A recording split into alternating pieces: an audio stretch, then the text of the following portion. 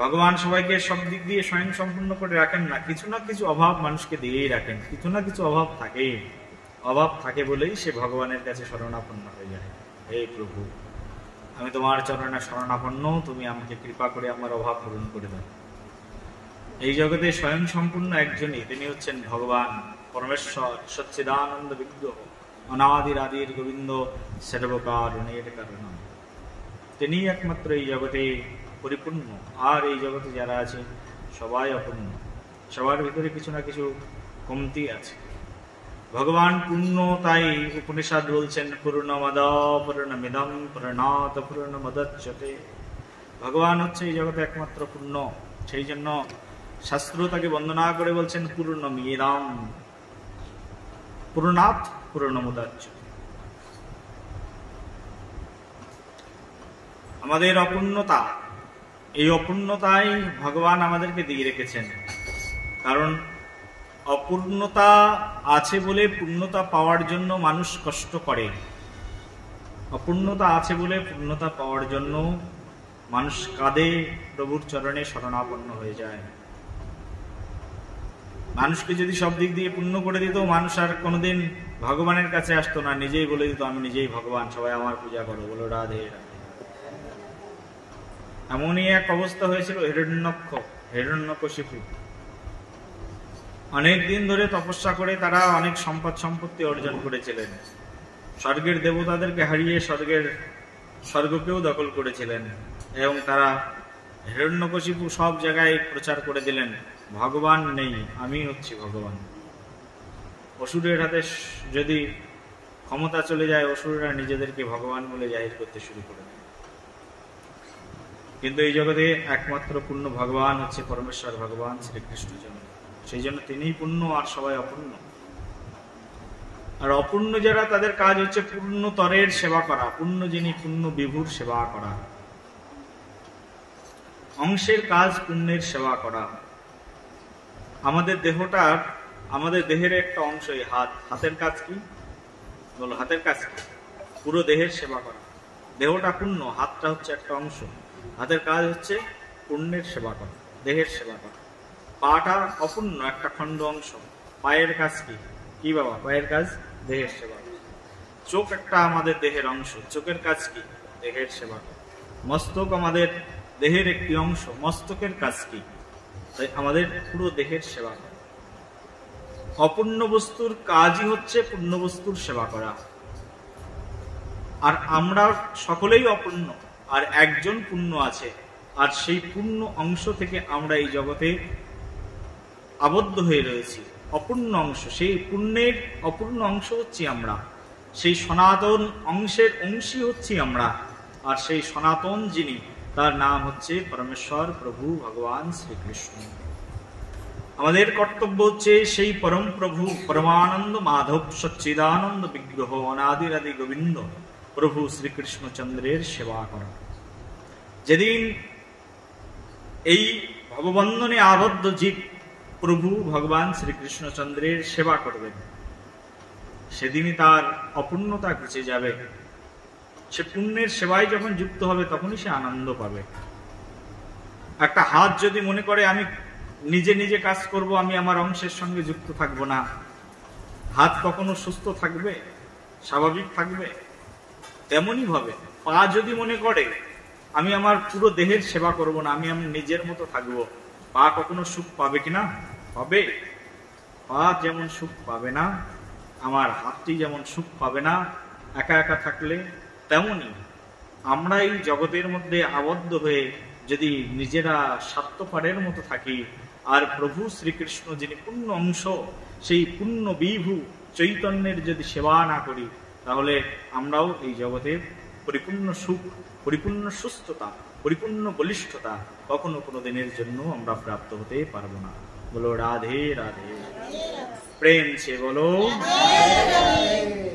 ভগবান শ্রীকৃষ্ণের সেবা ছাড়া জীব কখনো কোনো দিনের জন্য সন্তুষ্ট থাকতে পারেন না। এই খণ্ড অংশের কাজ হচ্ছে পূর্ণ অংশের, পূর্ণ বিভুর সেবা করা। আমরা যেহেতু সবাই ভগবান শ্রীকৃষ্ণ থেকে এসেছি, আমাদের পরিচয় কি? আমরা সবাই ভগবান শ্রীকৃষ্ণ থেকে জন্ম হয়েছে। আমরা জীব, প্রত্যেকটা জীব হচ্ছে সনাতন অংশ, ভগবান শ্রীহরির সনাতন অংশ, জীবভূত সনাতন। সেই সনাতন প্রভু শ্রীকৃষ্ণচন্দ্রের সেবা ছাড়া যদি আমরা এই জগতের মধ্যে আবদ্ধ হয়ে থাকি, যতদিন এই জগতের মধ্যে থাকবো ততদিন আমাদের এই জগতের মধ্যে শুধু দুঃখই থাকবে। সেই জন্য শাস্ত্র বলছেন, এই সংসারটাকে বলছেন দুঃখালয়ম অশাশ্বতম। সংসারটা হচ্ছে দুঃখের আলয়, এখানে শুধু দুঃখই পাওয়া যায়। সংসারের মধ্যে যা কিছু করবে তার মধ্যেই দুঃখ, দুঃখ ছাড়া আর কিছু নেই। একমাত্র সুখ হচ্ছে কৃষ্ণের সেবা করা। যদি কৃষ্ণের সেবা ছেড়ে দেবে, দেখবে শুধু দুঃখের অনালেই চলছে। সংসারের মধ্যে থাকবে, স্বামী স্ত্রী একসঙ্গে মনে করছো কাটিয়ে দেবো সারা জীবন, স্বামী স্ত্রীকে দুঃখ দেবে, স্ত্রী স্বামীকে দুঃখ দেবে, পাড়া প্রতিবেশী তোমাকে দুঃখ দেবে। আমাদের এই জগতে তো 3 ধরনের দুঃখ অলরেডি সকলের মধ্যেই রয়েছে। এটাকে বলে ত্রিতাপ দগ্ধ জ্বালা। সকলের ভিতরে এই যন্ত্রণা রয়েছে। 3টি দুঃখ কি কি? আদি ভৌতিক, আদি দৈবিক, আদি আত্মিক। এই 3 ধরনের দুঃখ প্রত্যেকটি জীবের মধ্যে বিদ্যমান রয়েছে। জীব সবসময় এই 3টি ধরনের দুঃখ পেতেই থাকে। দেবদেবতাদের দ্বারা দুঃখ, এই যে কিছুদিন, এই তো এখনই বৃষ্টি হয়ে গেল, কালকেই তো ঝমঝম করে বৃষ্টি হচ্ছিল, আজকে বৃষ্টি একটু কমেছে, চারিদিকে একেবারে জল থই থই করছে। দেবতাদের দ্বারা প্রাপ্ত এই দুঃখ, এই দুঃখ দেবতারা আমাদেরকে প্রদান করেন। সারাদিন দেবতা দেবতা করি, কিন্তু দেবতারা আমাদেরকে দুঃখ প্রদান করেন। এই যে দুঃখ দিয়েছেন জল দ্বারা, আননেসেসারি, প্রয়োজন নেই তাও দিচ্ছে আমাদেরকে দুঃখ। দেবতাদের দ্বারা দুঃখ। ভূমিকম্প কেউ চায় না, কিন্তু ভূমিকম্প হয়ে যায় দেবতাদের দ্বারা দুঃখ। ঝড় কেউ চায় না, আমফান সব উড়িয়ে নিয়ে চলে গেল, কেউ চায় না, কিন্তু আসে দুঃখ, তাই না? আবার প্রাণীদের দ্বারা দুঃখ, চায় না সাপটা এসে আমার বাড়ির সামনে দিয়ে ঘুরুক, বিনা কারণে আমার ঘরের মধ্যে সাপ উঠে বসে রয়েছে, চায় না, কিন্তু আসে। জঙ্গল থেকে বাঘটা বেরিয়ে আসে, একটা মানুষ খেকো বাঘ মানুষকে আস্বাদন করবার জন্য, মানুষের মাংস আস্বাদন করবার জন্য, চায় না, কিন্তু দুঃখ আসে। বিভিন্ন প্রাণী কুলের দ্বারা দুঃখ, চায় না মশাটা আমাকে কামড়াক, কিন্তু মশাটা এসে আমাকে কামড়ে চলে যায়। এই যে দুঃখ, দুঃখ কিনা এগুলো প্রত্যেকটি হচ্ছে ক্লেশ। আরেকটি ক্লেশ আছে, সেটা হচ্ছে আমার নিজের কারণে ক্লেশ। বহু বহু জন্মের অনেক কর্মফল করেছি, তার কারণে দুঃখ পাচ্ছি। সেই দুঃখের, অনাদিকালের দুঃখের শেষ নেই। বহু জন্মের কর্মফল খারাপ ছিল বলে এমন এক কুলে জন্মগ্রহণ করেছি, যে কুলে থেকে হে প্রভু তোমার সেবা করতে পারি না। এমন এক ঘরে আমার বিবাহ হলো, স্বামী স্ত্রী 2 জন বনিবনাত নেই, ডিভোর্স ফাইল রেডি, হলো রাধে রাধে, হয়ে যাচ্ছে দুঃখ। এমনই সংসারের মধ্যে আছি, ছেলেটা কথা শোনে না, মেয়েটা কথা শোনে না, দুঃখ। দৈবী দুর্বিপাক কর্মফল, প্রারব্ধ কর্মফল। চাই না রোগ আসুক, কিন্তু রোগটা এসে গেল। ভালোই তো ছিলাম, সুস্থ ছিলাম, হাসছিলাম, খেলছিলাম, সামনেই ঘুরে বেড়াচ্ছিলাম, হঠাৎ করে এমন একটা রোগ চলে আসলো। ডাক্তারের কাছে লক্ষের পর লক্ষ টাকা খরচ করছি, কিন্তু রোগটা আমার সাথেই নেই। একটু বসে ভাগবত পাঠও শুনতে পারি না, এত বড় রোগ, রোগগ্রস্ত, প্রারব্ধ কর্মফল। এই হচ্ছে দুঃখ। এই 3 প্রকারের দুঃখ। কর্মের কারণে দুঃখ, আদি আত্মিক, আদি দৈবিক, আদি ভৌতিক। এই 3 প্রকারের দুঃখ এই জগতে সকলেই পাই। আর এই দুঃখ থেকে আমরা দূরে সরে থাকতে পারি একমাত্র শুধু যদি শ্রীকৃষ্ণের চরণে আত্মসমর্পণ করি। সংসারটা হচ্ছে দুঃখময়। এই দুঃখময় সংসারে আমাদেরকে সারা জীবন দুঃখ পেয়ে যেতে হবে, এবং কৃষ্ণ ভক্ত হলেও দুঃখ পেতে হবে এমনটি নয়। সংসারের মধ্যে এসেছি মানে দুঃখ পেতেই হবে এই সংসারের মধ্যে। আচ্ছা বলো তো, কোথাও যদি আগুন জ্বলে, আগুন জ্বলছে দাও দাও করে, আর যে ব্যক্তি আগুন জ্বালিয়েছে তিনিও পাশে দাঁড়িয়ে আছেন, যার উদ্দেশ্যে আগুন জ্বালিয়েছেন তিনিও জ্বলবেন, আর যে ব্যক্তি আগুন জ্বালিয়ে পাশে দাঁড়িয়ে রয়েছেন তার গায়েও কিন্তু আগুনের তাপ লাগবে, হ্যাঁ কি না? হ্যাঁ, ভগবান এই সংসারটা সৃষ্টি করেছেন দুঃখী মানুষের জন্য, দুঃখ দেওয়ার জন্য। কিন্তু আমি সাধু, কিন্তু পড়েছি তো এই ভবকূপে, সংসার সমুদ্রে। এখানে সাধু হলেও আমাকে এই সংসারে দুঃখ ভোগ করতেই হবে। কিন্তু ভগবান কৃপা করেন সাধুকে, ভক্তকে দুঃখ কম দেওয়ার জন্য। কিন্তু দুঃখ এসে যায়, বহু বহু জন্মের প্রারব্ধ কর্মফল আমাকে দুঃখ প্রদান করেই করে। সেই জন্যই দুঃখময় এই সংসার থেকে উদ্ধারের একমাত্র উপায় ভগবান শ্রীকৃষ্ণচন্দ্রের চরণে আত্মসমর্পণ। আত্মনিবেদন ত্বা পদে করি হইনু পরম সুখী। দুঃখ দূরে গেল চিন্তা না রহিল, চৌদিকে আনন্দ দেখি। দুঃখ দূরে গেল চিন্তা না রহিল, চৌদিকে আনন্দ দেখি। আত্মনিবেদন ত্বা পদে প্রভু হইনু পরম সুখী। হে প্রভু, আমি আত্মনিবেদন কার চরণে? ত্বা পদে প্রভু। আত্মনিবেদন ত্বা পদে প্রভু হইনু পরম সুখী। হে ভগবান, আমি তোমার চরণে আত্মনিবেদন করলাম, তার কারণেই আমি সুখী হলাম। দুঃখ দূরে গেল চিন্তা না রহিল, চৌদিকে আনন্দ দেখি। চারদিক থেকে শুধু আনন্দের শব্দই আসছে, আনন্দের বার্তা আসছে। কিসের আনন্দ? সাধু সঙ্গের আনন্দ। কিসের আনন্দ? কৃষ্ণ নামের আনন্দ। কিসের আনন্দ? ভগবত সেবা সুখের আনন্দ। চৌদিকে আনন্দ দেখি। ভগবানের সেবার মধ্যে শুধুমাত্র আনন্দ নিহিত রয়েছে, নিত্য আনন্দ ভগবানের সেবার মধ্যে। বলো রাধে রাধে। আমাদের দুঃখ থাকবে না যদি আমরা ভগবান শ্রীকৃষ্ণচন্দ্রের চরণে আত্মসমর্পণ করি। হইনু শরণাগত, যদি শরণাগত হয়ে যায়। কিন্তু শরণাগত হই না বলে আমাদের দুঃখের শেষ নেই, অনাদিকাল ধরে দুঃখ পাচ্ছি। আমাদের এই জগতে ভগবান বলছেন দুঃখের মধ্যে কোন দুঃখ শ্রেষ্ঠ? রায় বলছেন দুঃখের মধ্যে কৃষ্ণ ভক্ত বিরাহ বিনা দুঃখ নাহি আর। এই জগতে সবচেয়ে বড় দুঃখ হচ্ছে কৃষ্ণ ভক্তের সঙ্গ করতে পারি না, এটাই হচ্ছে সবচেয়ে বড় দুঃখ। এই জগতে সবচেয়ে বেশি দুঃখ কি? একজন সাধুর কাছে, একজন কর্মীর কাছে সবচেয়ে বড় দুঃখ হচ্ছে আমার কাজ নেই। একজন ধনীর কাছে সবচেয়ে বড় দুঃখ আমার ধন নেই। সন্তানহীনার কাছে সবচেয়ে বড় দুঃখ আমার সন্তান নেই। ভক্তের কাছে সবচেয়ে বড় দুঃখ আমার কৃষ্ণ ধাম নেই। বলো রাধে রাধে। ভক্তের কাছে সবচেয়ে বড় দুঃখ আমার ভক্ত সঙ্গ নেই। এক একজন মানুষের এক এক ধরনের দুঃখ, বুঝলে কি বুঝলে না? হ্যাঁ, এখন তোমরা চিন্তা করে দেখো তোমাদের কিসের দুঃখ। কারোর আছে ধনের দুঃখ, ধন নেই। কারোর রূপ নেই, তো রূপের দুঃখ। কেন ভগবান তুমি আমাকে রূপবতী বানিয়ে দিলে না? হ্যাঁ, রূপবান বানিয়ে দিলে না? কেউ কেউ দুঃখ করে বলে ভগবান কেন তুমি আমাকে ধন সম্পদ দিলে না? ধনহীনতার দুঃখ।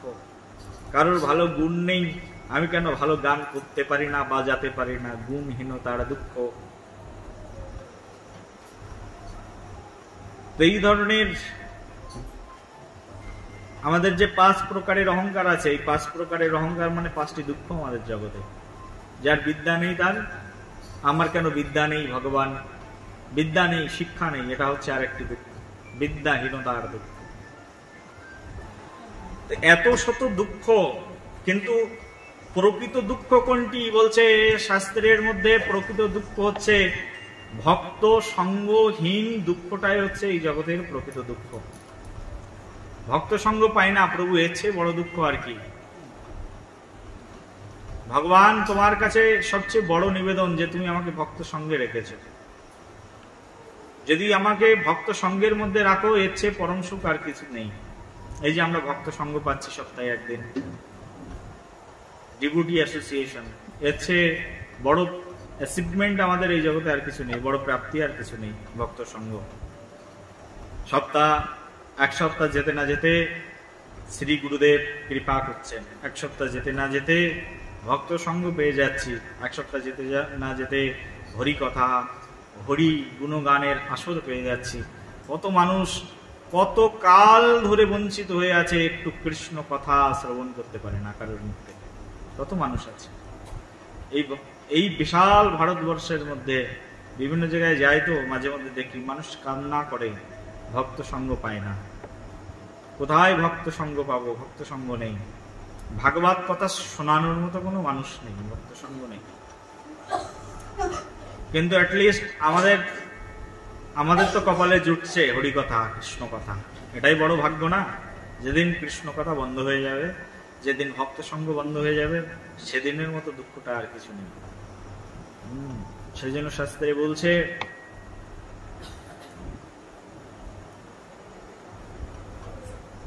যেদিন গৃহীতে ভজন দেখি, গৃহীতে গোলক ভাই, চরণ সিধু দেখিয়া গঙ্গা সুখ সীমা নাহি পায়। যেদিন গৃহীতে ভজন দেখি, গৃহীতে গোলক ভাই। যদি ঘরের মধ্যে কৃষ্ণ ভজন হয়, ঘরটাই যেন গোলক বৃন্দাবন হয়ে যায়। আর যেদিন গৃহের মধ্যে কৃষ্ণ কথা হয় না, ভক্ত সঙ্গ হয় না, ভক্তের পদধূলি পড়ে না, ভক্তের কথামৃত শ্রবণ করতে পারি না, ওই দিনটা আমাদের কাছে নরকীয় দিনে পরিণত হয়ে যায়। আমাদের জগতের এই জীবনের সবচেয়ে বড় প্রাপ্তি এটি, যদি একবার হে প্রভু কৃপা করো আমাদেরকে ভক্ত সঙ্গের মধ্যে রাখো। দেখো, একজন মানুষ যদি কৃষ্ণকে পায়, সে কৃষ্ণকে ভুলে যেতে পারে। বুঝলে আমার কথা? হ্যাঁ, কৃষ্ণকে পেলাম, কৃষ্ণকে ভুলে যাওয়ার সম্ভাবনা আছে। তুমি বললে হে প্রভু আমাকে তোমার সঙ্গে জন্ম দিয়ে দাও, ভগবান আসলো আর ভগবানের চরণ ধরে তুমি পৃথিবীতে জন্মালে, তুমি কৃষ্ণকে ভুলে যাবে। কিন্তু তুমি যদি কৃষ্ণ ভক্তের মধ্যে জন্মগ্রহণ করো আর ভক্ত সঙ্গ পেয়ে যাও, ভক্ত তোমাকে কৃষ্ণের কথা মনে করিয়ে দেবে এবং তুমি কৃষ্ণ ভক্তিই করতে পারবে। বলো রাধে রাধে। কৃষ্ণের সঙ্গে থাকলে তো তুমি বুঝতে পারবে না কৃষ্ণকে কি করে ডাকতে হয়। বুঝতে পারবে, তুমি জানতে পারবে। ভগবান কৃষ্ণের সঙ্গেই খাও, কৃষ্ণের সঙ্গে ওই ঘুমাও, আর কৃষ্ণের সঙ্গেই খেলা করো।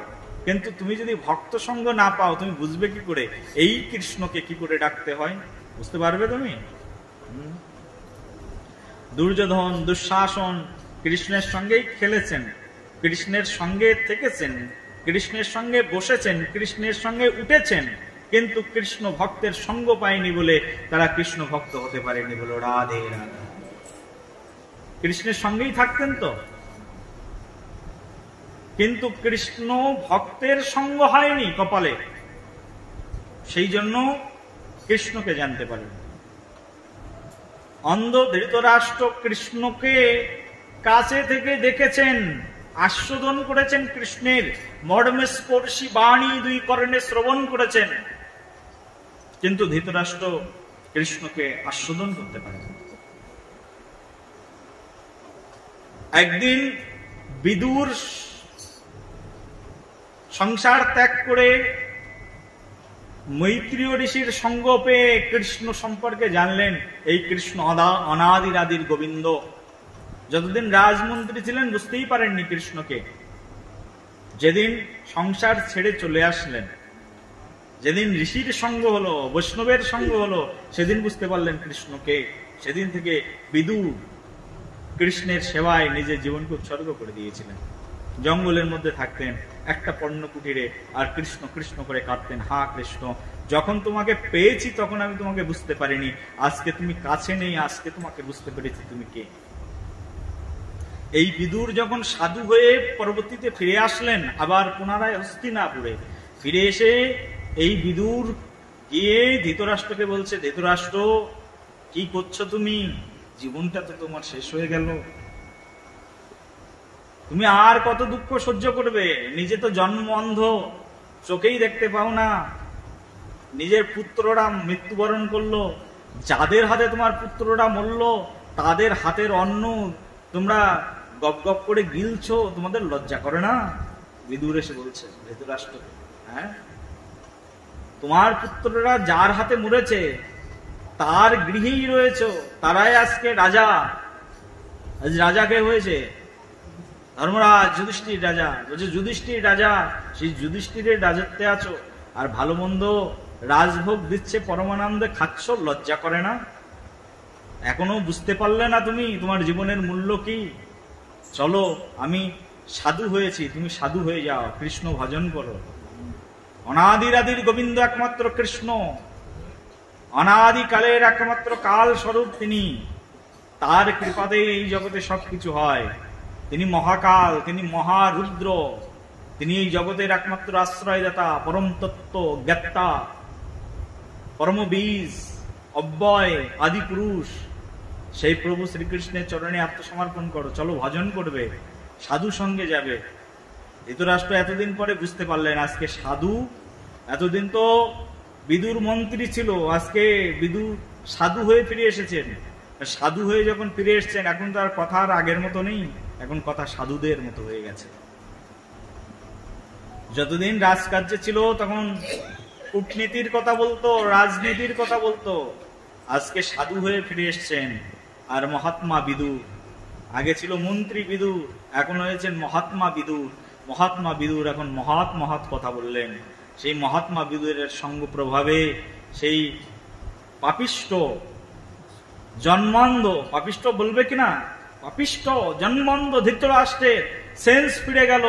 সে ভাবলো যে না, আমাকে কৃষ্ণ ভজন করতে হবে। ধৃতরাষ্ট্র বেরিয়ে গেলেন বিদুরের সঙ্গে, সংসারের মায়াকে ছিন্ন করে। সঙ্গে সঙ্গে ওই যে একটুখানি সাধু সঙ্গ, লবমাত্র সাধু সঙ্গে সর্বসিদ্ধি হয়। সাধু সঙ্গ এতদিন হয়নি তো, কৃষ্ণ সঙ্গ হয়েছে কিন্তু সাধু সঙ্গ হয়নি। কৃষ্ণ সামনে বসে আছে, সামনে দাঁড়িয়ে আছে, কত কথা বলেছেন, যুদ্ধ করো না, মীমাংসা করো, ধৃতরাষ্ট্র বুঝতে চেষ্টা করো, কৃষ্ণের কথায় জ্ঞান হয়নি। এতদিন পরে সাধু এসেছেন মহাত্মা বিদুর, আর বিদুরের একটুখানি কথায় তার জ্ঞান হয়ে। এই যে সাধু সঙ্গ, সাধু সঙ্গ, সাধু সঙ্গ সর্বশাস্ত্রে কয়, লবমাত্র সাধু সঙ্গ সর্বসিদ্ধি হয়। সাধু সঙ্গে তার সিদ্ধি হয়ে গেল। এই জগতে যা ভগবান করতে পারেন না, তা সাধু করিয়ে দেখিয়ে দেন। সাধকের এত ক্ষমতা রয়েছে। মহাত্মা বিদুরের সঙ্গ প্রভাবে তার জীবন ধন্য হয়ে গেল। কত বড় কথা! তো সেই জন্য এই জগতের সবচেয়ে আমাদের বড় প্রাপ্তি হচ্ছে ভগবান শ্রীকৃষ্ণের ভজন করা। আমরা হচ্ছি খণ্ড অংশ, আমাদের কাজ হচ্ছে সেই পূর্ণাংশের সেবা করা। সেই পূর্ণ অংশ হচ্ছে পরম প্রভু ভগবান শ্রীকৃষ্ণচন্দ্র। এই পূর্ণ অংশের সেবা যদি আমরা করতে পারি, তাও খুঁটিনাটি পরিহরি একান্ত ইয়া সাধ্য সাধন তত্ত্ব যা কিছু সকল হরিনাম সংকীর্তনে মিলিবে সকল। খুঁটিনাটি পরিহার করে কৃষ্ণ ভজন করো। অচিরাত কৃষ্ণ তোমায় করিবেন কৃপা। খুঁটিনাটি পরিহার করে দাও। মনের ভিতরে যত রকমের খুঁটিনাটি আছে না, এগুলো থাকলে আর কৃষ্ণ ভজন হবে না। কৃষ্ণ ভজনের জন্য একানিষ্ঠ মন চাই, একাগ্রতা চাই। একাগ্র না হলেও কৃষ্ণ ভজন হবে না। একাগ্র মন, একানিষ্ঠ মন, সরল মন। সরলতাই হচ্ছে কৃষ্ণ ভজনের সবচেয়ে প্রথম এবং প্রধান উপক্রমণিকা। এই দিয়ে শুরু হয়, সরলতা দিয়ে কৃষ্ণ ভজন শুরু হয়। যে ব্যক্তির হৃদয়ে সরলতা নেই, সে অনাদিকাল ধরে কৃষ্ণ ভজন করলেও কৃষ্ণ তার প্রতি সন্তুষ্ট হন না। আমি তো কত ঠাকুর দাদাকে দেখেছি, কত দাদুদেরকে দেখেছি, কীর্তন করতে করতে বৃদ্ধ হয়ে দাঁত পড়ে গেল, আর কীর্তন আসরে গিয়ে গন্ডগোল করে, চা খায়, বিড়ি খায়, সিগারেট খায়, মরার সময় চা, বিড়ি, সিগারেট, পান মশলা খেতে খেতে মৃত্যুবরণ করে। কীর্তন করেই জীবন কাটিয়ে দিল, কিন্তু প্রফেশনাল কীর্তনিয়া হয়ে গেল, ভক্ত কীর্তনিয়া হতে পারলো না। কীর্তনিয়া হওয়া উচিত, এমন কীর্তনিয়া, আমি ভক্ত কীর্তনিয়া, আমি কৃষ্ণের ভক্ত, কৃষ্ণের দাস। টাকার বিনিময়ে কীর্তন করে বেড়ায়, মানুষের প্রশংসা করানোর বিনিময়ে কীর্তন করে বেড়ায়, মানুষের ভালোবাসা পাওয়ার বিনিময়ে কীর্তন করে বেড়ায়। কি লাভ আছে? কীর্তন করব, ভগবান ভজন করব শুধু কৃষ্ণের জন্য।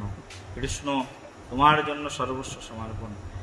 এই ভাব, এই বৃত্তি যদি হৃদয়ের মধ্যে আসে না, আমিত্ববোধ আমার কিছু নেই, এই জগতে সব কৃষ্ণ তোমার, প্রভু তোমার, এই ভাব, এই বোধ যদি কোনোদিন চলে আসে, সেদিনও তো কৃষ্ণ আমাকে আপন করে নেবেন। নাহলে অনাদিকাল ধরে আমি এই সংসারের মধ্যে দুঃখময় যন্ত্রণায় শুধু কাতরাতে থাকবো, আর দুঃখ পেতে পেতে সাধু হতে হতে মরে যাব, আবার কুটিল সাধুর ঘরে জন্মগ্রহণ করব, আবার কুটিলতায় জীবন পরিপূর্ণ হয়ে যাবে। সেই জন্য আমাদের এই ভাগবত শাস্ত্র আমাদেরকে সিদ্ধান্ত দিয়েছেন বিশুদ্ধ স্নিগ্ধ ভগবত সঙ্গ। সাধু সঙ্গের ভিতরে আবার অনেক পার্থক্য রয়েছে, ঠিক আছে? বলছে সাধু সঙ্গ কোথায় করবে? বলছে বিশুদ্ধ স্নিগ্ধ সাধু সঙ্গ, স্বজাতীয় স্বগোত্রীয় সাধু সঙ্গ, তার মধ্য দিয়ে হৃদয় নির্মল হয়ে যাবে। সাধু সঙ্গ যদি আবার অশুদ্ধ হয়ে যায়, হৃদয় আবার কুটিলতায় পরিপূর্ণ হয়ে যাবে। বলো রাধে রাধে। বুঝলে কি বুঝলে না? সাধু সঙ্গ যদি স্নিগ্ধ না হয়, সাধু সঙ্গ যদি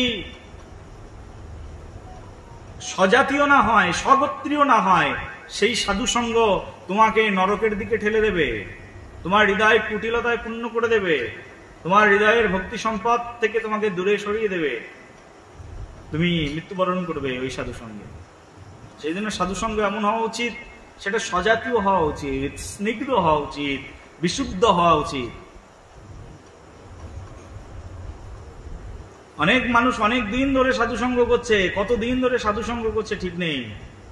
প্রত্যেক সপ্তাহে কীর্তন গেতে যায়, প্রত্যেক সপ্তাহ গেলেই সাধুসঙ্গ হচ্ছে, কিন্তু হৃদয়ের পরিবর্তন হয় না। কারণ কি? স্নিগ্ধতা নেই, স্বজাতীয়তা নেই।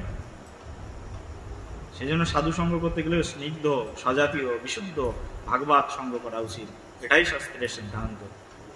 আমরা সবাই নিত্যানন্দ পরিবারে রাধা কুণ্ডের দীক্ষিত, শ্রীধাম বৃন্দাবনের স্নিগ্ধ এই ধরনের প্রেমময়ী ভাগবত ভক্ত বিশুদ্ধ জন, তাদের সঙ্গ করতে হবে। আর তাদের সঙ্গ প্রভাবে আমাদের হৃদয়ের মধ্যে সেই বিশুদ্ধ ভাবধারা প্রবিষ্ট হবে। যেন আমাদের ভজনস্থলী হচ্ছে শ্রীধাম বৃন্দাবন। মাঝে মধ্যে বৃন্দাবনে যেতে হবে ভক্ত সঙ্গ করবার জন্য। অনেক ব্যস্ততা, অনেক অনেক কাজ, অনেক অভাব, কিন্তু সকল অভাব, এই অভাব থেকে আরো অভাব জড়িয়ে যাবে যদি সাধু সঙ্গ না হয়, যদি রাধাকুণ্ডে না যায়, শ্রীধাম বৃন্দাবনে না যায়। আমরা বহু বহু কপাল, বহু বহু ভাগ্য যে আমরা শ্রীধাম বৃন্দাবনে যাচ্ছি। কবে? সামনের মঙ্গলবার। বৃন্দাবন ধাম কি, বৃন্দাবন বিহারী লাল কি। যারা দীক্ষা নিয়েছো আমাদের এই শ্রীপাঠ থেকে, এই গৌরাঙ্গ বিহার আশ্রম থেকে, প্রত্যেক বছর বৃন্দাবনে যাবে। বলো রাধে রাধে।